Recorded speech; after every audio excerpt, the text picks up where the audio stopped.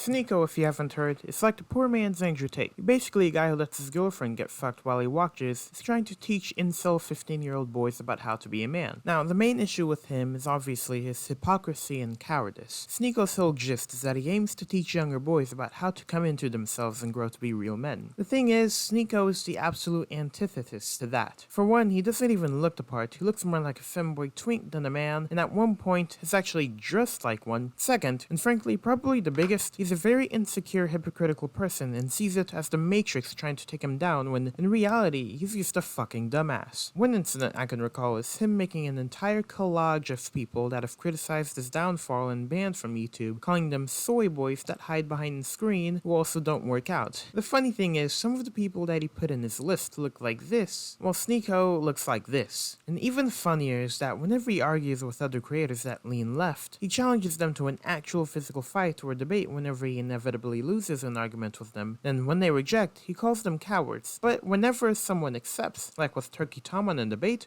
or when actual boxer Brandon Buckingham accepted his request for a boxing match, he conveniently ghosts them whenever he can, because the coward knows he has no chance of winning with his strawman personality and physique. Frankly, I doubt his head could take any more hits. Also, it's worth mentioning that he actually admitted that Cuties is his favorite movie. If you don't know, Cuties is a Netflix movie infamous for inducting actual child actors in sexually suggestive scenes, with the movie being torn apart. And this idiot, for one, was stupid enough to admit this shit on his biggest platform, and of course, actually liked the movie's content, which means he's probably a pedo, considering he likes what is essentially child pee. It's funny that people who watch Cuties like him and Mr. Girl tend to be the most deplorable people on the internet. When I first saw SNEAKO, it was during a drama spat between Tommy and its fans and Gideon on TwitchCon, and when I saw that Gideon was live streaming about the drama, I decided to check it out. What I saw was Gideon sitting quietly on his seat while a 24-year-old man-child was incessantly whining and shitting his pants about how Tommy in it, this meek teenager who had just turned 18, a sensitive soy boy who can't grow up. And I find it ironic that he's acting like the very type of guy he condemns, having so little control over his emotions. And the icing on the cake is that because he was speaking so loudly and so much that he didn't even give Gideon, who,